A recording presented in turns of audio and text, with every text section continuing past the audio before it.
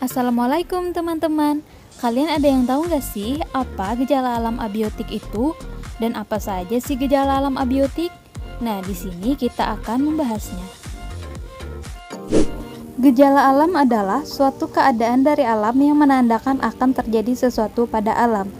Gejala alam yaitu berupa peristiwa-peristiwa yang terjadi di alam seperti tsunami, gempa, gunung meletus, dan banjir.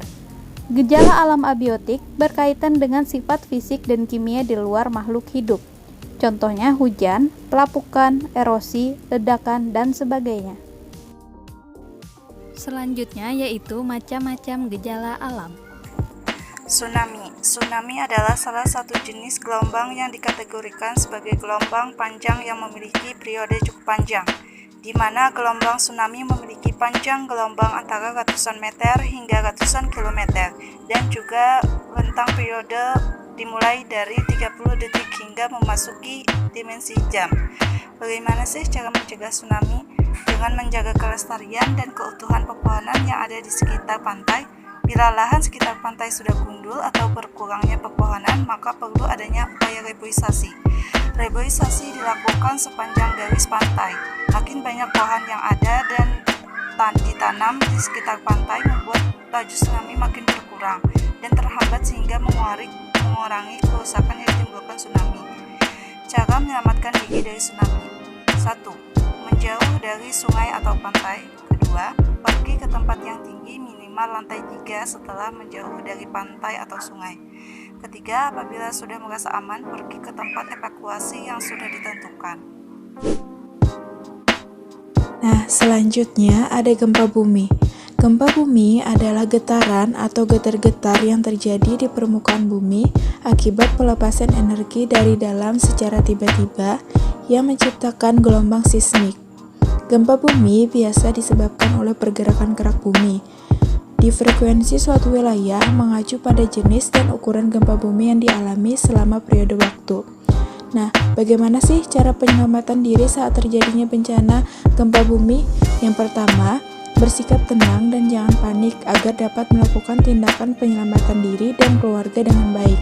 Yang kedua, segera keluar dari rumah jika berada di dalam rumah.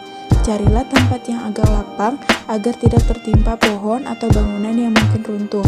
Selanjutnya, saat berada di pusat keramaian, hindari diri dari berdesak-desakan. Selanjutnya ada gunung meletus.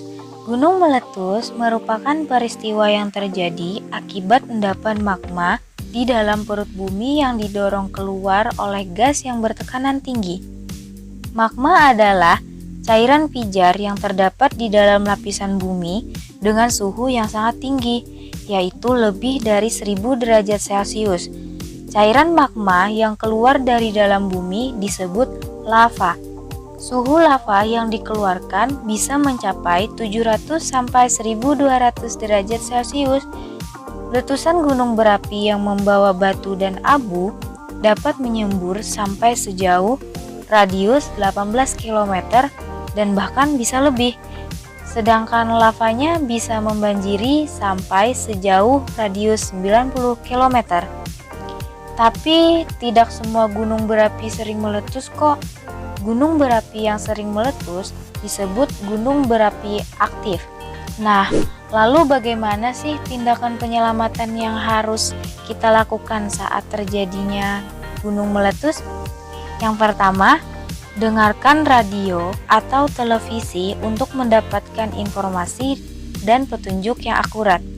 Yang kedua, carilah tempat yang aman. Yang ketiga, lindungi hewan. Nah, jika teman-teman memiliki hewan ternak atau hewan peliharaan, segera bawa mereka ke tempat perlindungan yang tertutup agar tidak menghirup abu vulkanik yang mungkin timbul dari letusan gunung berapi. Nah, selanjutnya adalah banjir. Banjir adalah peristiwa bencana alam yang terjadi ketika aliran air yang berlebihan merendam daratan. Bisa juga diartikan sebagai perendaman sementara oleh air pada daratan yang biasanya tidak terendam air. Dalam arti air mengalir, dan kata ini juga dapat berarti masuknya pasang surut. Jadi bagaimana sih cara mencegah banjir? Yang pertama itu tidak membuang sampah sembarangan, yang kedua tidak menebang pohon secara liar, yang ketiga menjaga saluran air. Nah, itu tadi pengertian dan macam-macam gejala alam dari kami. Wassalamualaikum warahmatullahi wabarakatuh.